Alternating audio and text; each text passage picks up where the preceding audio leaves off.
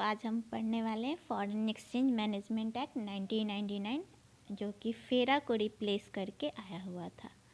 तो let's start this topic. The central government of India has formulate the foreign exchange management act FEMA to facilitate outward payments and border trades. तो जो central government है India के, उन्होंने जो है FEMA को बनाया इसलिए ताकि जो पेमेंट है, खासकर जो फॉरेन एक्सचेंज में होता है, जो हम बाहर से ट्रेड करते हैं आउट ऑफ द कंट्री, तो उसको अपलिफ्ट करने के लिए, मतलब थोड़ा इनकरेज करने के लिए, और जो भी बॉर्डर ट्रेड्स वगैरह हो रहे हैं उनके लिए, खासकर मतलब एक्सपोर्ट और इंपोर्ट के सेंस में अगर हम कुछ पेमेंट करते हैं तो उनसे रिलेटेड ये चीज़ें डील करती है। इन द ईयर 1999 में ये एक्ट फेमा जो है इंट्रोड्यूस किया गया था, जो कि पीछे के एक्ट फेरा को रिप्लेस करके आया था। फेरा फॉरेन एक्सचेंज रेगुलेशन एक्ट, हम नाम से देख सकते हैं पहला क्या था, रेगुलेट करता था। अभी का एक्ट क्या है, मैनेजमेंट का काम करता है। तो कुछ ना कुछ डिफरेंसेस होगी जो हम इस फेमा को पढ़ने के बाद लास्ट में समझेंगे कि क्या डिफरेंसेस थी फेरा और फेमा में। There were certain drawbacks and loopholes in फेरा। कुछ जो है फेरा में ड्रॉबैक्स और कमियां थी, जिसकी वजह से फेमा को इंट्रोड्यूस किया गया, और फेमा जो है उन सारे कमियों और लूफोल्स को फुलफिल करता था। Moreover, different economic reforms got introduced under this act। बहुत सारे इकोनॉमिक रिफॉर्म्स, इकोनॉमी से रिलेटेड बहुत सारी चीज़ें जो है न्यू इंट्रोड्यूस किया गया फेमा के अंदर। Basically, this act come with the purpose of deregulation and have a wide ranging economy in India। Basically जो है इसका पर्पस था वो डीरेगुलेट करना था। पहले रेगुलेशन था, अब इसको डीरेगुलेशन करना था और एक वाइड रेंज जो है इकोनॉमी के लिए ओपन करना था। तो क्या है ऑब्जेक्टिव फेमा का, तो हम अब ऑब्जेक्टिव देखेंगे कि क्या है ऑब्जेक्टिव फेमा का। The FEMA stand for foreign exchange management act. FEMA का मतलब है फॉरेन एक्सचेंज मैनेजमेंट एक्ट। ये जो है एक तरह का ऑफिशियल एक्ट है जो कि consulates and amend laws regulating foreign exchange in India, जो कि क्या किया कि जो भी फॉरेन एक्सचेंज जो थे इंडिया से, उनसे रिलेटेड जो भी लॉज थे और रेगुलेशन जो करता था, उनको कॉन्सुलेट एक जगह करा और कुछ चेंजिंग भी किया। जो प्राइमरी ऑब्जेक्टिव है फेमा का वो है facilitating external trade and payments and promoting the ordinary development and maintenance of foreign exchange market in India. तो क्या है हमारा जो प्राइमरी ऑब्जेक्टिव क्या है फेमा का, तो वो है कि एक्सटर्नल ट्रेड को और पेमेंट जो थे एक्सटर्नल, मतलब आउट ऑफ द कंट्री जो हम पेमेंट करते हैं या रिसीव करते हैं, उसको फैसिलिटेट करना, और साथ में फॉरेन एक्सचेंज मार्केट को जो है डेवलप करना और उसे मेंटेन करना एक प्रॉपर वे में। FEMA was enacted by the parliament of India in the winter session of 1999। तो 1999 के लास्ट में जो है फेमा को पार्लियामेंट के द्वारा पास किया गया था। और किसको रिप्लेस किया गया था, तो फेरा को, जो कि 1973 में आया था। तो हम देख सकते हैं कि मतलब ज़्यादा ईयर नहीं हुआ था, 1973 में या 1999 में ये आया था। तो इसको रिप्लेस करके ये एक्ट आया था। बेसिकली हम बोल सकते हैं 1973 से 99, तो 1973 टू 87 ईयर्स, एंड देन उधर 80 टू 90 10 एंड 9 7 16 10 26 ईयर्स के गैपिंग पे ये एक्ट आया था, रिप्लेस हो गया था। The RBI propose FEMA in 1999। RBI जो है फेमा को 1999 में प्रपोज किया to administrate foreign trade and exchange transaction. तो किसके लिए, तो फॉरेन ट्रेड एंड एक्सचेंज जो भी है ट्रांजेक्शन का, उसको एडमिनिस्ट्रेट करने के लिए। उस ऑर्डर के अकॉर्डिंग जो था, FEMA would consulate and amend the law relating to foreign exchange. Forex से रिलेटेड जो भी लॉ थे उसको एक जगह लाना और उसको अमेंड करना था, विद द ऑब्जेक्टिव के, क्या ऑब्जेक्टिव था इसको करने का, तो एक्सटर्नल ट्रेड एंड पेमेंट्स को फैसिलिटेट करना and development and maintenance of foreign exchange market को ऑर्डरली प्रमोट करना। The Foreign Exchange Management Act officially came into the force 1 जून 2000। लेकिन 1999 में तो ये पास हुआ, लेकिन इन्फोर्स कब हुआ, 1 जून 2000 में। Forex market in India is regulated by RBI. जो फॉरेक्स मार्केट है वो आरबीआई रेगुलेट करना है। And its arrival pave the way for the introduction of prevention of money laundering act of 2002। And इसका अराइवल ये हुआ कि एक नया एक्ट पास हुआ 2002 में, पीएमएलए, जो कि prevention of money laundering act. इसको हम नेक्स्ट वीडियो में डील करेंगे कि क्या था पीएमएलए। तो इस एक्ट को भी बेसिकली मनी लॉन्ड्रिंग जो हवाला वगैरह था उनसे रिलेटेड ये एक्ट था कि कैसे उसको रोका जाए। फिर FEMA is applicable to all parts of India. FEMA जो है इंडिया में ऑल ओवर इंडिया जो है एप्लीकेबल होता है। दिस एक्ट जो है, ये एक्ट जो है एप्लीकेबल होगा हर एक ब्रांच, ऑफिस एंड एजेंसी जो आउटसाइड द इंडिया है एंड ओन्ड और कंट्रोल बाय ए पर्सन, और उस पर्सन से कंट्रोल या उसका ऑनरशिप है जो कि इंडियन रेसिडेंट है, तो उन सब पे जो है एप्लीकेबल होगा। The FEMA head office also known as enforcement directorate is situated in New Delhi and is headed by a director. FEMA का जो हेड ऑफिस है उसको इन्फोर्समेंट डायरेक्टरेट बोलते हैं, जो कि न्यू दिल्ली में है, और उसका हेड जो है वो डायरेक्टर होता है। जो डायरेक्टर होता है वो उसको फर्दर 5 जोनल ऑफिस में डिवाइड किया गया, जो कि दिल्ली, मुंबई, कोलकाता, चेन्नई एंड जालंधर में है। एंड हर एक ऑफिस का एक हेड होता है जिसे हम डेप्टी डायरेक्टर बोलते हैं।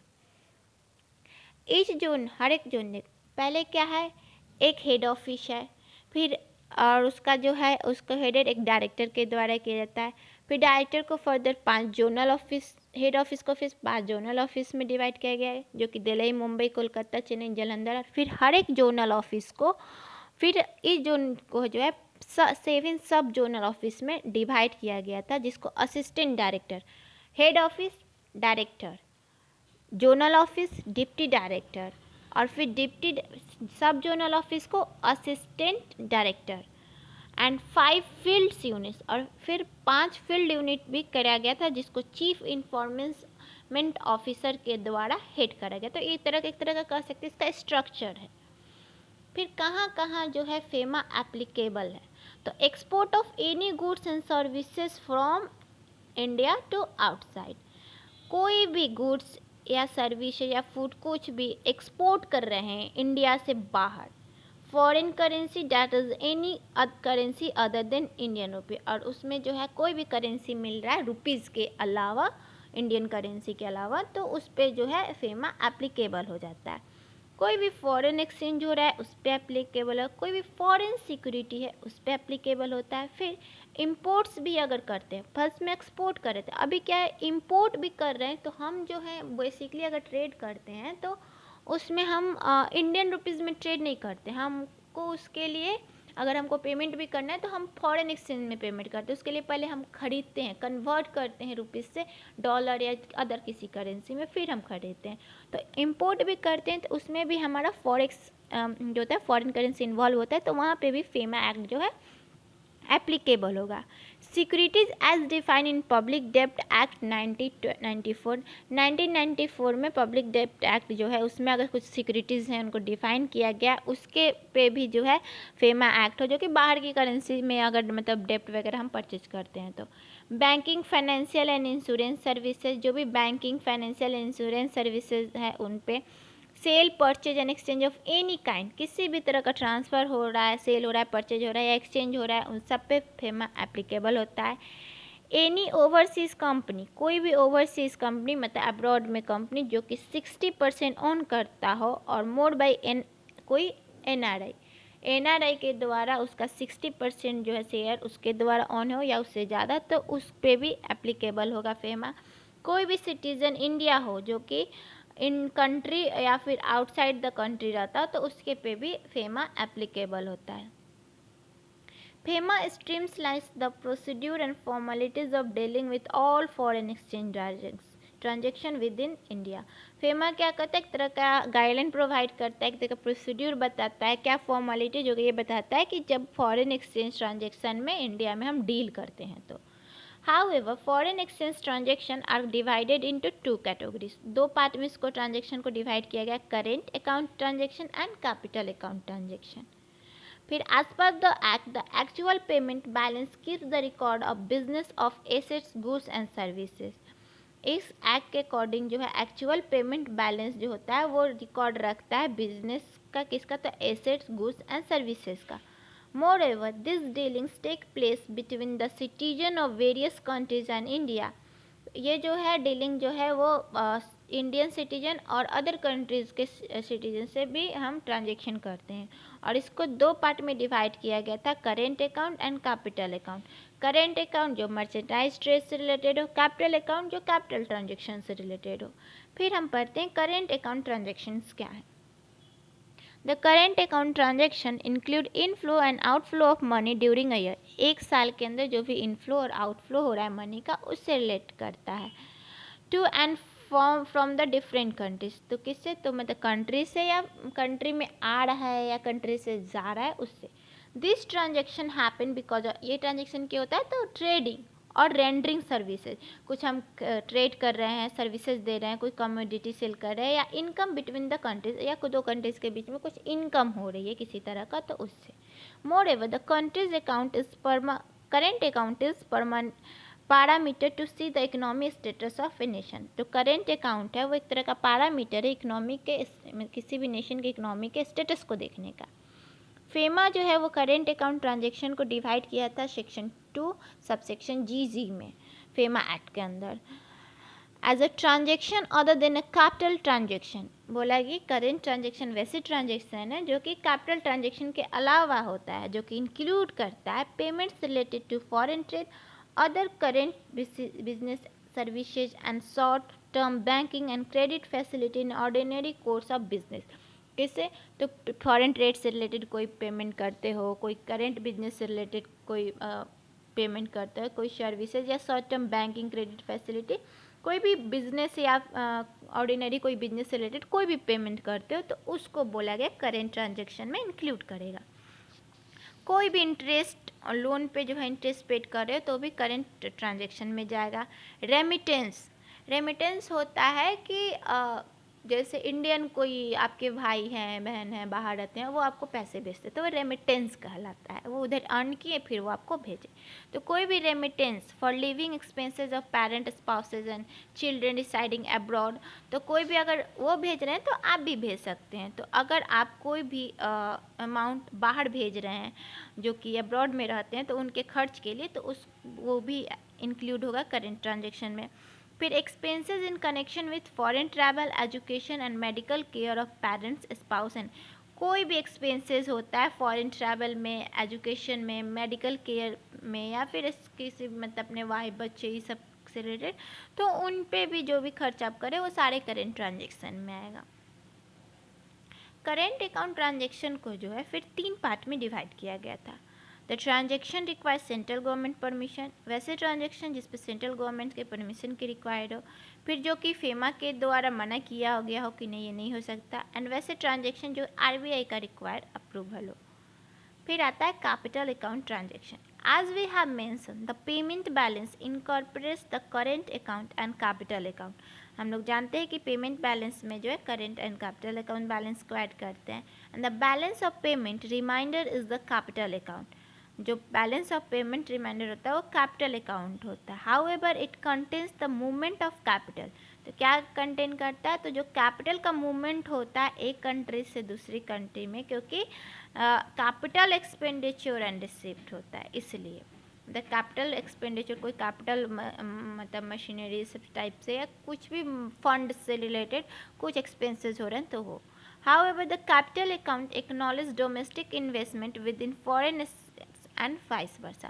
कैपिटल अकाउंट क्या करता है कि कोई भी डोमेस्टिक इन्वेस्टमेंट हो रहा है फॉरेन एसेट्स में, या फिर फॉरेन इन्वेस्टमेंट हो रहा है डोमेस्टिक एसेट्स में, तो उसको हम बोलेंगे कैपिटल अकाउंट में जाएगा. फेमा जो है कैपिटल अकाउंट ट्रांजेक्शन को डिफाइन करता है कि ऐसा transaction which alters the assets और liabilities outside India of person resident in India or asset or liabilities in India of person resident outside India. तो बोला है वैसा ट्रांजेक्शन जिसके कारण चेंजिंग हो किसमें, तो assets and liabilities outside of India, मतलब बाहर की कंट्री में कुछ एसेट्स एंड लायबिलिटीज़ में चेंजेस हो. क्यों? तो वैसे पर्सन के द्वारा जो इंडिया में रहता हो, या फिर एसेट्स या लाइबिलिटीज़ इंडिया के एसेट्स एंड लाइबिलिटीज़ में चेंजिंग हो, वैसे पर्सन के कारण जो आउटसाइड द इंडिया हो, तो उस केस में जो है वो कैपिटल अकाउंट ट्रांजेक्शन होगा। कुछ कुछ प्रोविजंस है मेजर, वो हम देख लेते हैं। तो फर्स्ट प्रोविजंस है free transaction on current account subject to reasonable restriction that may be impose. तो बोला कि फ्री ट्रांजेक्शन होता है करेंट अकाउंट पे अगर उस पर कुछ ही रिजनेबल ट्रांजेक्शन होता है जो कि इम्पोज होता है करेंट अकाउंट पे, मोस्टली रिस्ट्रिक्शंस नहीं होते हैं। RBI controls over capital account transaction. RBI जो है कैपिटल अकाउंट ट्रांजेक्शन को कंट्रोल करता है। Control over realisation of export proceed, जो भी एक्सपोर्ट्स का जो पेमेंट आता है ये सब चीज़ों से लेके उन सबको जो है ये कंट्रोल करता है। Dealing in foreign exchange through authorise person like authorise dealer और मनी चेंजर etc। हम क्या होता है कि हम डायरेक्ट फॉरेन एक्सचेंज नहीं खरीद सकते, कुछ डीलर ऑथराइज डीलर होते हैं, पर्सन होते हैं, उनके थ्रू हम खरीदते हैं। तो उन पे भी जो है फेमा एक्ट को बोलता है कि उनको भी जो फॉरेन एक्सचेंज में करते हैं उनसे वो डील करता है। Appeal provision including special directors, जो भी अपील्स होते हैं स्पेशल डायरेक्टर से रिलेटेड उनको डील करता है। डायरेक्टरेट ऑफ इन्फोर्समेंट जो मेन ऑफिस है इसका उसको डील करता है। एनी पर्सन कैन सेल और withdraw foreign exchange without any prior permission for RBI and then can inform RBI later. बोलता है कि कोई भी पर्सन जो है फॉरेन एक्सचेंज को सेल और विड्रॉ कर सकता है बिना परमिशन का प्रायर, लेकिन बाद में उसको आरबीआई को जो है इन्फॉर्म करना होगा। Enforcement directorate will be more investigate in nature. Enforcement director जो है वो इन्वेस्टिगेशन का काम करता है कि कोई गलत तरीके से तो फॉरेन ट्रांजेक्शन नहीं हो गया, ये सारी चीज़ें। FEMA recognise the possibility of capital account convertibility. फेमा जो है वो रिकोगनाइज करता है कैपिटल अकाउंट कन्वर्टेबिलिटी को।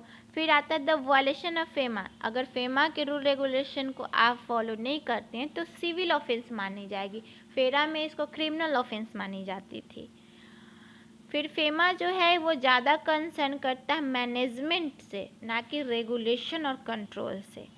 फेमा जो है एक तरह का रेगुलेटरी मैकेनिज्म है जो कि आरबीआई सेंट्रल गवर्नमेंट को इनेबल करता है रेगुलेशन एंड रूल्स को पास करने के लिए फॉरेन एक्सचेंज से रिलेटेड, उस साथ में फॉरेन ट्रेड पॉलिसी को ध्यान में रखते हुए।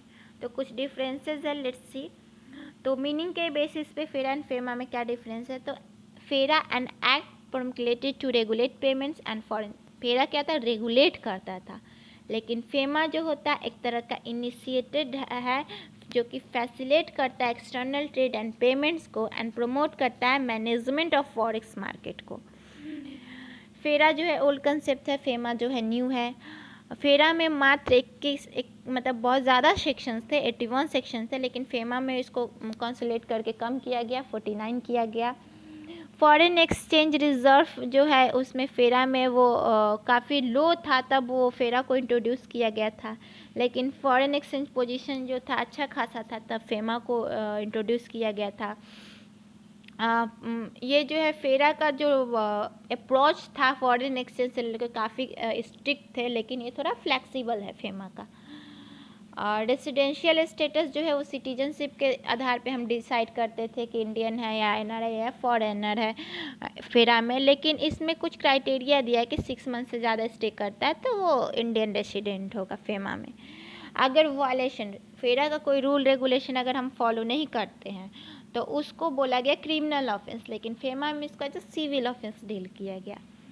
अगर कुछ रूल रेगुलेशन फॉलो नहीं करते हैं, कुछ गलती करते हैं फेरा के अकॉर्डिंग, तो उसको जेल हो जाती थी, लेकिन इसमें फ़ाइन और जेल दोनों का, उसमें डायरेक्ट जेल होती थी, फ़ाइन का कोई ये नहीं था कि फ़ाइन दे के हम छूट सकते हैं। लेकिन फेमा में बोला कि छोटी मोटी है तो चलो फेमा में बोला कि आप केस लड़ो, अपना फ़ाइन दो और छूट सकते हैं, और ज़्यादा हुआ तो जेल भी हो सकता है अगर फ़ाइन आप पेड नहीं करते हैं तो ये कुछ जो थे फेमा के कंसेप्ट हैं, डिफरेंसेस थे। एक और डिफरेंसेस है कि फेरा में जो है आईटी से रिलेटेड कोई रेगुलेशंस नहीं थी, बट फेमा में जो है इंफॉर्मेशन टेक्नोलॉजी से रिलेटेड को ऐड किया गया, खासकर बैंकिंग यूनिट्स को भी जो है फेमा में ऐड करा गया कि वो लोग भी रेगुलेट किए गए, फेमा के अंदर मैनेज करा गया। तो ये कुछ डिफरेंसेस है फेरा एंड फेमा को। Hope you understand this topic. अगर कोई आपको प्रॉब्लम है स्टिल फेमा से रिलेटेड या फिर डिफरेंसेस से रिलेटेड, तो आप कमेंट बॉक्स में कमेंट कर सकते हैं। I will try to answer those question. Thank you for this time.